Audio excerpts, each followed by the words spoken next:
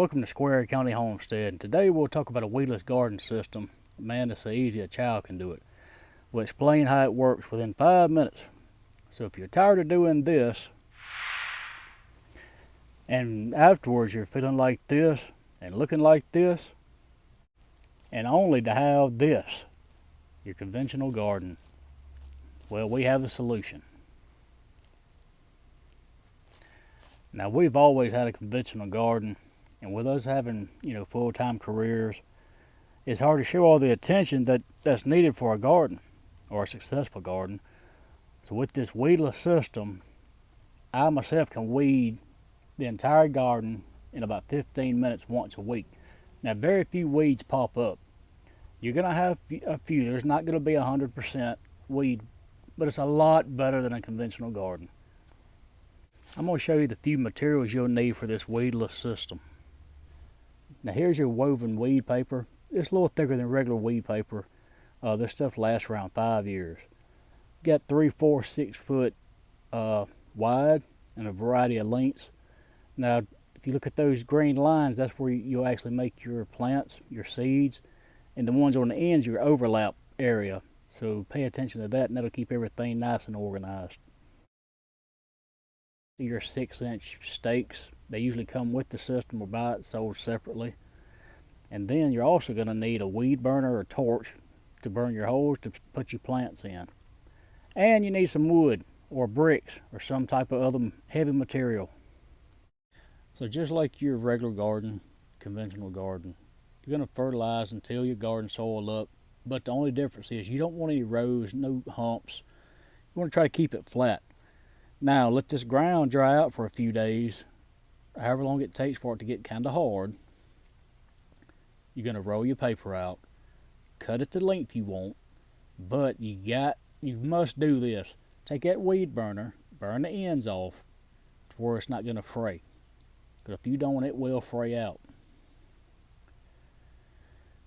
Overlap each roll. You roll it out. If you've seen those green lines I talked about, that's kind of a border. That gives you 3 or 4 inches of overlap. Now you're going to install those metal stakes into that overlap area. That kind of sews the two together. Now, we use wood for extra weight protection because we did have some roll up and pull the stakes out. So we took, and you'll see in the other pictures, we've got wood just sporadically around. Now those green lines, once you get that set down, that's where you're going to use your torch. You can't cut these holes. You got to use that torch. Just be like the same on the end. If you don't, it's going to fray. And you space it out according to what you're planting. If they're 6 inches, 8 inches, 12 inches, whatever. And but just do not cut, please.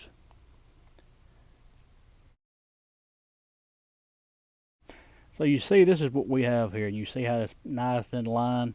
That's all we did. Took our torch, burnt the holes, set the seeds in, and look, just water as normal. That's all you have to do. It's very, very simple, very, very clean. I mean, this is the best we've ever done as far as work-wise in the garden. Really, really, really enjoy it. Hey everyone, welcome to Square County Homestead, and today I'm going to be updating you on our oak tree and our peas. So this is 7.5 foot tall.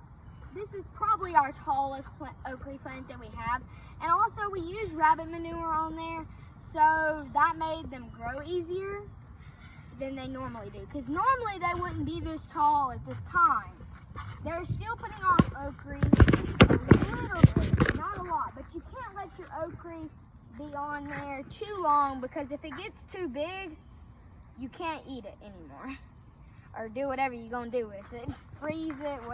And I don't know if I mentioned the paper in the last video. This is, I think, maybe 3.5 rolls or 4 rolls, about 4 rolls of paper. You can get this off of Amazon, I think. And then we have the stakes.